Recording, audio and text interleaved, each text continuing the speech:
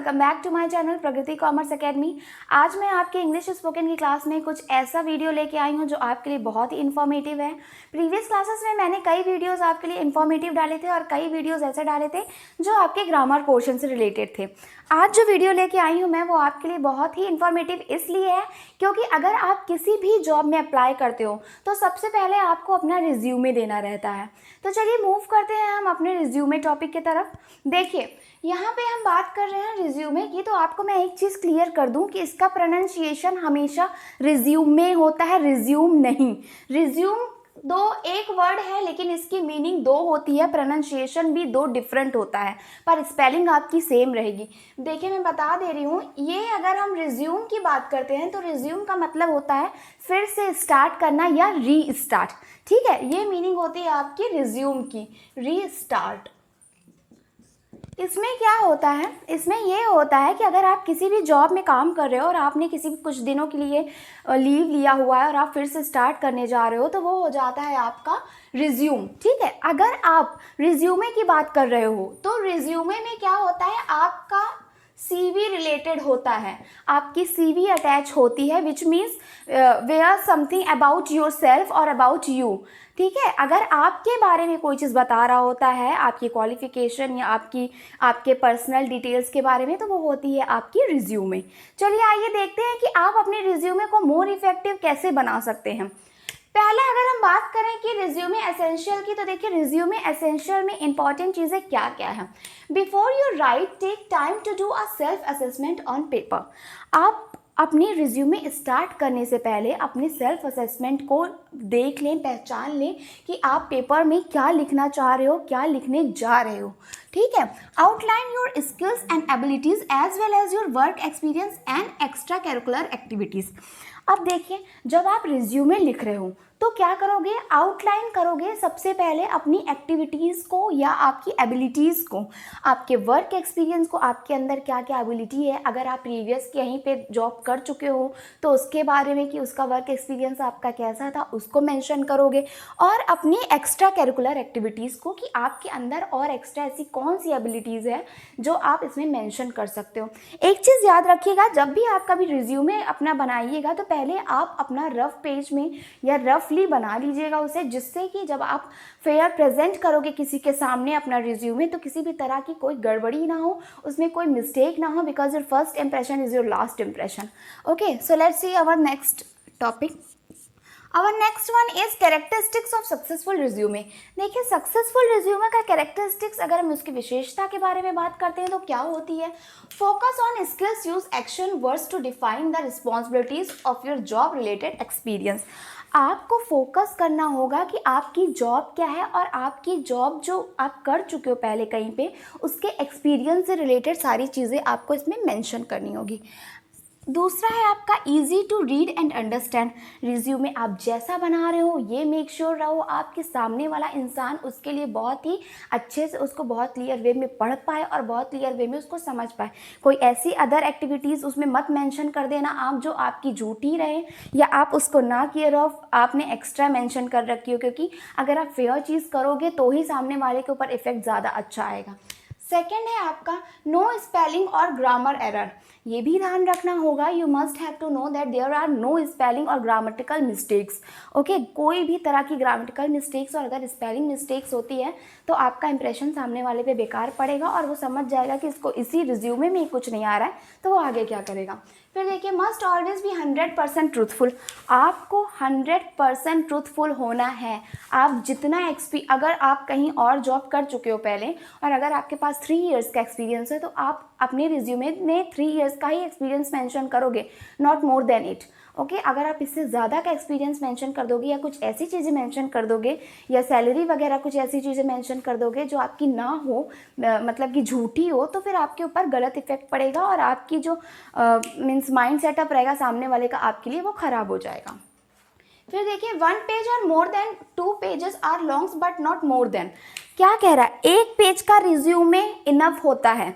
अगर आपका 1 पेज के रिज्यूमे में आपकी सारी चीज़ें नहीं बन पा रही है तो 2 पेज का करिए आप। इससे ज़्यादा आप रिज्यूमे नहीं बनाएंगे, आप कोई लेटर नहीं लेके जा रहे हो जो बहुत ढेर सारी चीज़ें आप लेके जाओगे। ठीक है, फिर देखिए क्या, stand out from the crowd. आप अपना रिज्यूमे बनाते समय ये चीज़ कैसे ध्यान रखोगे कि आपका रिज्यूमे लोगों से अलग रहे या आप भीड़ से अलग दिखो, मीन्स कि आपका रिज्यूमे ज़्यादा इफ़ेक्टिव रहे सामने वाले पे। देखिए, include interesting and unique information. आप क्या करोगे, इंटरेस्टिंग और यूनिक इन्फॉर्मेशन उसमें इंक्लूड करोगे। ऐसी इन्फॉर्मेशन इंक्लूड करो उसमें जो आपके लिए इंटरेस्टिंग हो और इन्फॉर्मेटिव हो। फिर क्या है, attempt best effort to make a first impression. कोशिश करिएगा आप कि आप पहले अटेम्प्ट में ही, फर्स्ट इम्प्रेशन में ही आप उसको बेस्ट करो, क्योंकि रिज्यूमे आपका फर्स्ट इम्प्रेशन होता है और आपके पास दूसरा चांस नहीं होता है अपने फर्स्ट इम्प्रेशन को बनाने का या फिर से इम्प्रूव करने का। ठीक है, आपके पास एक ही चांस रहता है जिसमें आप अपनी जॉब के लिए अप्लाई कर रहे होते हो और उसको कैसे इफेक्टिव बना रहे होते हो। फिर आपका फोर्थ पॉइंट आ जाता है, what should be the content of your resume. आपके रिज्यूमे का कंटेंट क्या होता है। यहाँ तक बात आ रही थी आपके रिज्यूमे कैसा होना चाहिए। अब मैं बताने जा रही हूँ कि आपके रिज्यूमे में क्या क्या होना चाहिए, मीन्स कंटेंट क्या क्या होना चाहिए। पहला होना चाहिए आपका name. Do not use your nick name. आपको अपना फुल नेम यूज़ करना है, ना कि आपको अपना निक नेम। आप कोई घर का नाम मत अपना यूज़ कर देना, सिर्फ आप अपना फुल नेम यूज़ करना। जो भी आपका नेम आपका मार्कशीट में मेंशन होगा वो नेम आपको मेंशन करना रहेगा।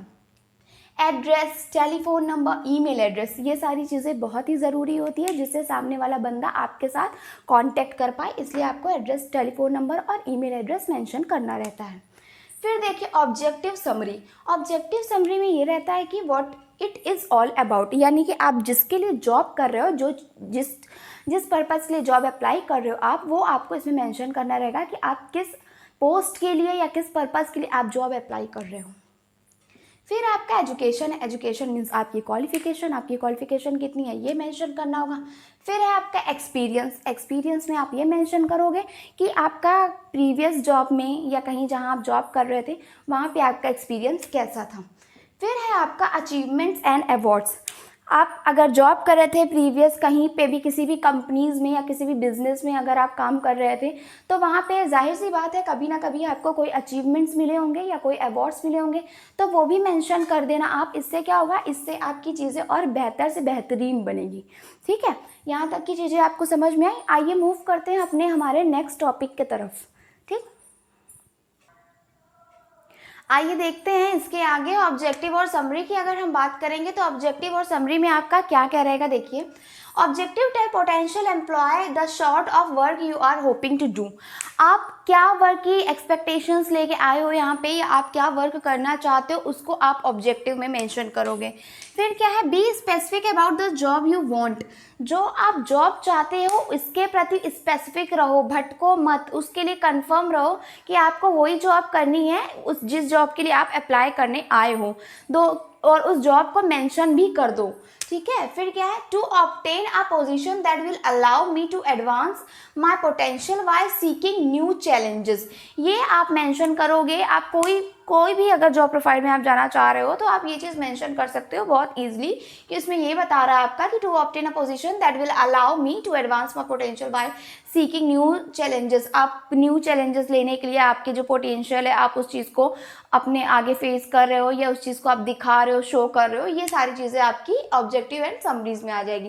फिर बात करते हैं हम एजुकेशन की। तो देखिए एजुकेशन में क्या क्या आता है। Most recent educational information listed first.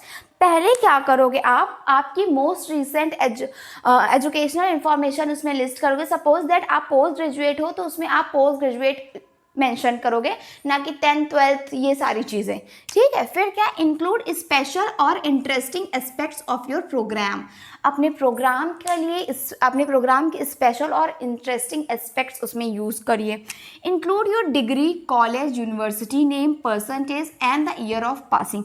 ये बहुत ही ज़रूरी है इसमें ऐड करना। आप अपनी डिग्री ऐड करोगे इसी में एजुकेशन में, उसमें आप अपना कॉलेज मेंशन करोगे या यूनिवर्सिटी का नाम मेंशन करोगे। आपके कॉलेज में आपने जो डिग्री हासिल की है उसमें आपके परसेंटेज कितने हैं वो मेंशन करोगे। ईयर ऑफ पासिंग मेंशन करोगे आप, जिससे आपकी सारी चीज़ें एक्यूरेट पता चल सके, क्योंकि आपकी रिज्यूमे के साथ साथ कहीं कहीं आपकी मार्कशीट्स लगती है, तो मार्कशीट की आपकी पासिंग ईयर और रिज्यूमे में पासिंग ईयर सेम होना चाहिए, डिफर नहीं होना चाहिए। फिर आ जाते हैं वर्क एक्सपीरियंस की। अगर हम बात करते हैं तो देखिए वर्क एक्सपीरियंस में क्या क्या होना ज़रूरी होता है। वर्क एक्सपीरियंस में आप डालोगे should be in chronological order, include title of position. आप देखोगे कि आपका पोजीशन क्या था वो भी इंक्लूड करोगे और क्रोनोकोलॉजिकल ऑर्डर में उसको शो करना या उसमें मेंशन करना। Location of work, town, state, duration of employment, आपने कहाँ पे काम किया है वहाँ का लोकेशन आप मेंशन करोगे। आपका टाइम ड्यूरेशन कितना है वो मेंशन करोगे, मतलब कितने टाइम में आपने काम किया था वो मेंशन करोगे, और अपना जितना भी आपने काम वहाँ पे किया था जितने समय का वो मेंशन करोगे।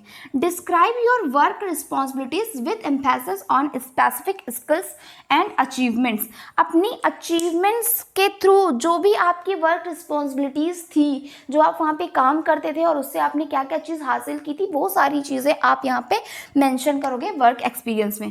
फिर आ जाते हैं अचीवमेंट्स एंड अवार्ड्स की तरफ। अगर हम बात करते हैं अचीवमेंट्स एंड अवार्ड्स की, तो आप जहाँ पे काम कर चुके होगे वहाँ किस तरह का आप अचीवमेंट गेन किया था आपने या किस तरह का अवार्ड गेन किया था वो आप मेंशन करोगे। Like you are working on your school time और your college time, then you are mention your scholarship. अगर आप स्कूल में या कॉलेज में हो, आप कॉलेज में हो तो आप स्कॉलरशिप मेंशन करोगे। अगर आप जॉब कर रहे होगे, फ्रेशर होगे, तभी आप स्कॉलरशिप मेंशन करोगे। अगर आप फ्रेशर नहीं होगे, जॉब कर रहे होगे, तो आप अपनी extra achievement, prizes, nominations, significance, compliment और ऑनलाइन कोर्सेज आपने जो जो किया होगा वो आप यहाँ पे मेंशन करोगे। चलिए आगे बढ़ते हैं। चलिए देखिए, अगर हम बात करते हैं क्रिएट एन इफेक्टिव लेआउट की, तो उसमें क्या क्या चीज़ इंपॉर्टेंट है वो देखिए।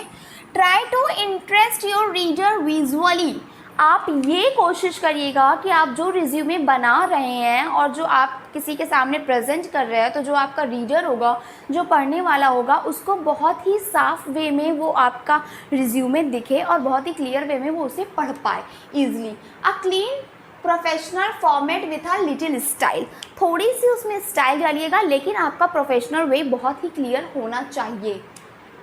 Extra white space make it easy to read, set margin, क्या कह रहा है, अगर आप एक्स्ट्रा वाइट स्पेस छोड़ोगे लिखते टाइम, बहुत ही ज़्यादा उसको हौच पौच करके मत लिखिएगा जिससे आपका रिज्यूमे बहुत ही ज़्यादा डिफ़िकल्ट शो होने लगे, बहुत ही बेकार सा दिखने लगे।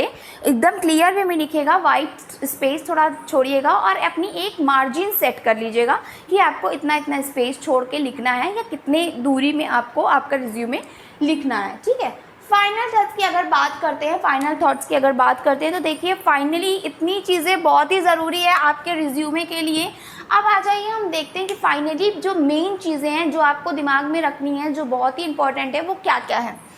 Choose the correct tense and use it consistently, आप करेक्ट टेंस को चूज करिएगा। ऐसा ना हो कि जहाँ पे आपको वॉज यूज़ करना है वहाँ पे इज़ यूज़ कर दो, जहाँ इज़ यूज़ करना है वहाँ वॉज यूज़ कर दो, या कोई भी ऐसी टेंस में मिस्टेक्स ना हो। फिर do not ask for a particular salary, जब आप रिज्यूमे दे रहे हो तो उसमें please make sure that you don't have to write your particular salary, आप अपनी कोई सैलरी फिक्स मत लिखिएगा। आप उसमें बी एक्यूरेट एंड ऑनेस्ट, आपको अपने रिज्यूमे में जितनी भी चीज़ आपने लिखी है उसके प्रति आपको एक्यूरेट और ऑनेस्ट और ईमानदार होना चाहिए। Run a spell check on your computer before anyone see your resume, आप क्या कर सकते हो जब आप अपना रिज्यूमे क्रिएट कर रहे हो कंप्यूटर पे, तो आपके में एक ऑटो स्पेल चेकिंग वाला ऑप्शन आता है, आप उसको करके अपनी स्पेलिंग चेक कर सकते हो कि कोई मिस्टेक्स तो नहीं है स्पेलिंग्स में, ये कर सकते हो आप कंप्यूटर में। डू अ ग्रामर रिव्यू, और एक छोटा सा ग्रामर रिव्यू भी ले लो कि कहीं पे ग्रामेटिकली मिस्टेक्स ना हो, क्योंकि इसलिए मैं ये सब चीज़ें बता रही हूँ क्योंकि अगर आप सामने वाले को दे रहे हो कोई चीज़ तो वो एकदम परफेक्ट होना चाहिए, उसमें किसी भी तरह की कोई गड़बड़ी नहीं होना चाहिए, क्योंकि जब एक बार चीज़ें दिमाग में बैठ जाती है तो फिर वो सुधर नहीं पाती है और यही आपका फर्स्ट इंप्रेशन रहता है। इसको आपको कैसे मेंटेन रखना है ये आप पे डिपेंड करता है, ठीक है। This is how you create a very good resume for your self, ये पूरी चीज़ें आपकी थी जिससे आप अपना एक रिज्यूमे बहुत ही अच्छा बना सकते हो अपने लिए। अगर आपको कोई भी चीज़ें ऐसी हो जो समझ में ना आ रही हो तो कमेंट बॉक्स में मुझसे मैसेज करके आप पूछ सकते हो, और अगर आपको मेरा वीडियो पसंद आया हो तो please like, comment, share and subscribe to my channel. Thank you and have a nice day.